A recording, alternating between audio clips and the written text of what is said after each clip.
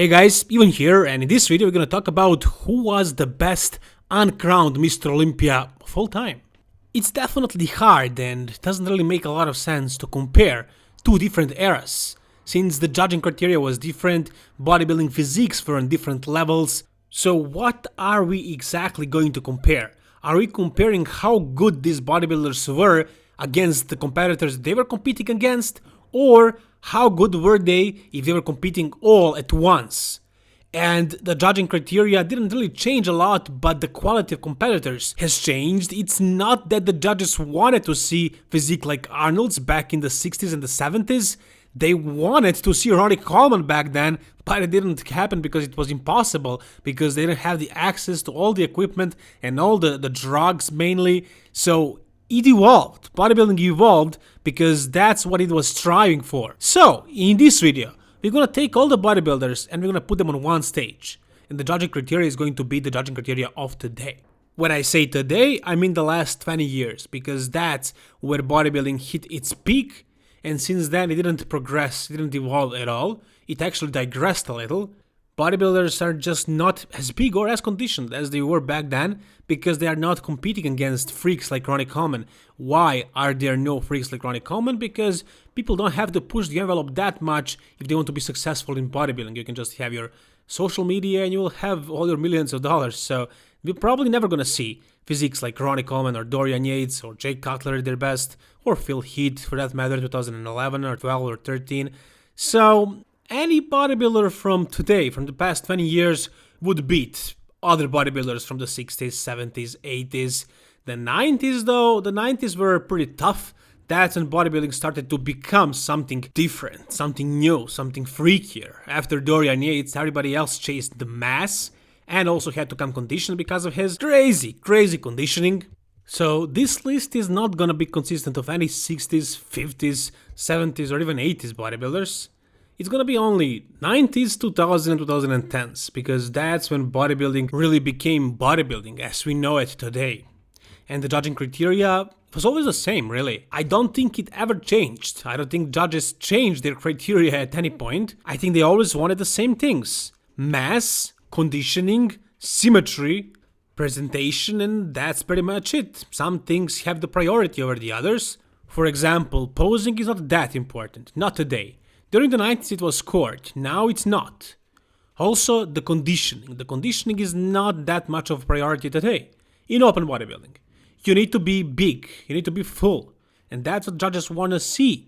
Now, back in the 90s, you had guys like Dorian Yates, who was bigger than everybody else, and that's why he could have afforded to be the most shredded on the stage. Because no matter how lean he gets, he will never be smaller than the other guys, even if they come full and spilled over a little.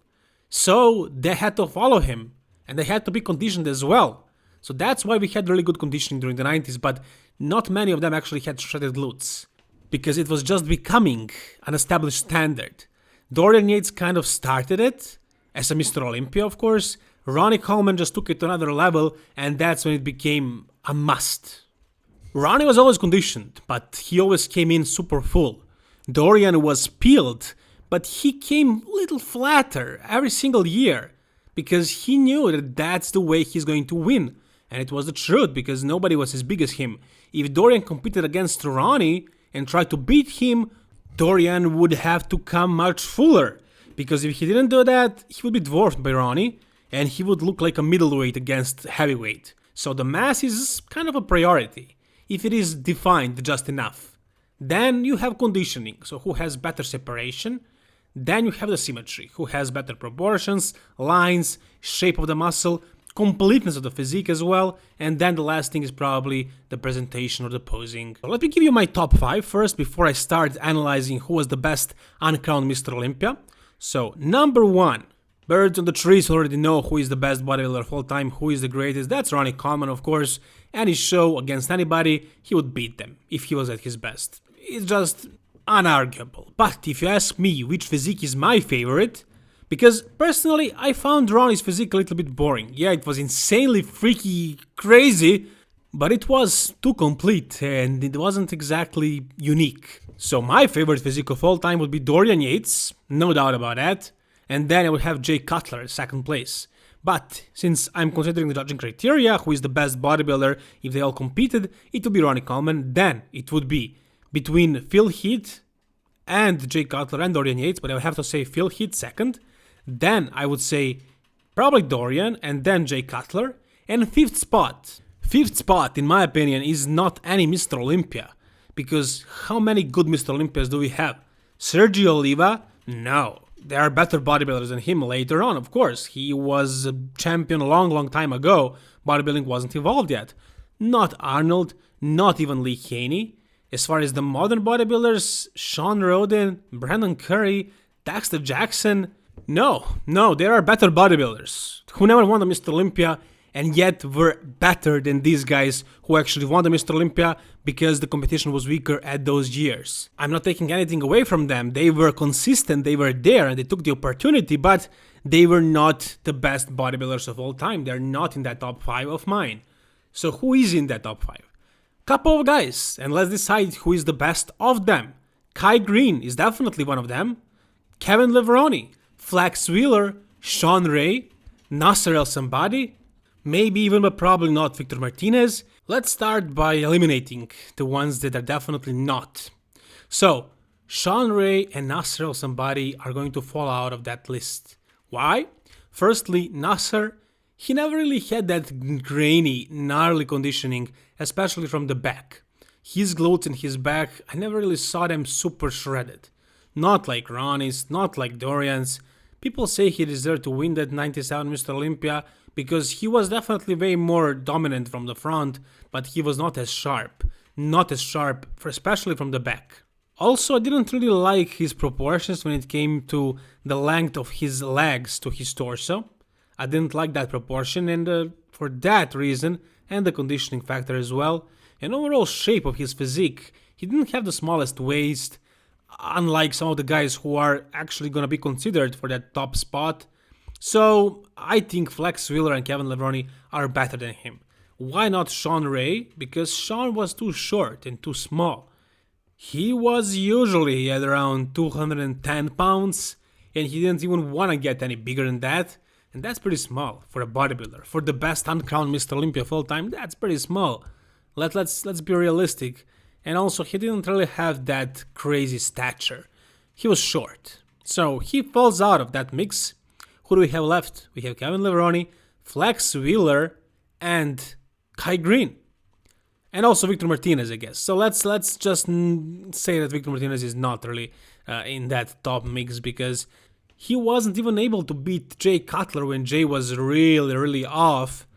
And also, I didn't like his lower belly, his lower midsection area. It kind of held some water or fat always. From the back he was good, but that part from the front I didn't really like. He was good, don't get me wrong, but top, no, I don't think he is in that top 3 mix. In that top 3 I do have Kai Green, Flex Wheeler, and Kevin Levrone. Yesterday I made a video about Flex Wheeler versus Kevin Levrone and who was better, and it was really close and I couldn't even make a definite conclusion. So you guys be my guest and you tell me who do you find better after you watch that video, because I compared them through the competitions. Who placed over whom at which show, who had more runner-up positions in the Mr. Olympia, who had more Arnold Classic wins, and I compared their physiques also. So you can go and watch that video to figure out who is better of them, but I do not have either one of them in my top 5 of best bodybuilders of all time. I heard it many times that people find Flex Wheeler's physique the best physique of all time. Me personally, I do not. I don't think he had the mass to compare against the guys like Ronnie Coleman, for example. More people will like Flex's physique over Kevin's, but Kevin was able to beat Flex in 1996 Arnold Classic, and they were both very much on, and Kevin had a torn pec. So it's close between these two guys, but more people I think prefer Flex's physique as their all-time favorite physique. But I don't think either one of them would beat Kai Green if the show was held today. Now why is that? These guys could even be more complete than Kai. Kai did not have traps and forearms, that was his biggest weakness. But everything else was just insane. Kai was a freak. Kai is probably the closest thing to Ronnie Coleman when it comes to mass. He had insanely massive back. His legs were definitely in that ballpark, and I will dare to say that Kai had better hamstrings, bigger hamstrings. The only thing that Kai didn't have, compared to Ronnie Coleman of course, was conditioning. He was not as dry as Ronnie. He was, maybe, at some shows, but not at the Mr. Olympia. And also, he wasn't as complete as Ronnie, so he didn't have the traps in the forearms. Ronnie was complete, through and through. So, why am I saying that Kai Greene is the best uncrowned Mr. Olympia of all time? What does it mean, uncrowned? Did he deserve any Mr. Olympia and he was robbed? No, I don't think so. I think he deserved all 3 Mr. Olympias where Kai was second. I'm just saying that Kai wasn't competing at a perfect time. He had a very, very strong competitor. That's Phil Heath. He was very complete and very conditioned.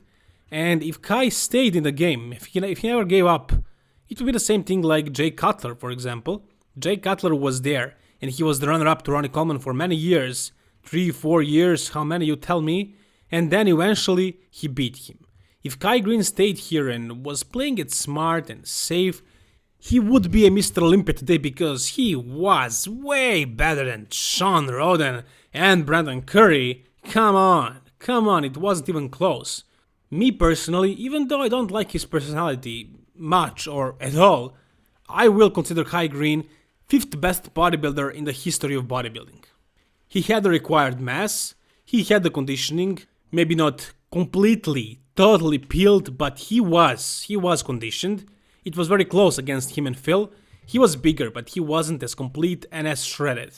So Kai Greene didn't compete at the best era for him. If he was just a little bit more patient, he would have been the Mr. Olympia by now. If he decides to come back, even today, at his age, I still think he has a chance of beating Brandon Curry or Shawn Raynor. If he was competing at his 2012, 13, 14 shape, or 16, he would destroy these guys. No doubt about that. He would destroy Phil Heath in 2018 for sure. And maybe some other years as well. So, I do consider Kai Greene the best uncrowned Mr. Olympia of all time. And whatever you guys think, you let me know down below in the comment section. If you consider somebody else the best uncrowned Mr. Olympia, you make sure to tell me. Just let me know down below in the comment section. If you enjoyed this video, like it, and if you want to see more content like this, you know what to do. Subscribe to this channel. All the best guys and keep it old school.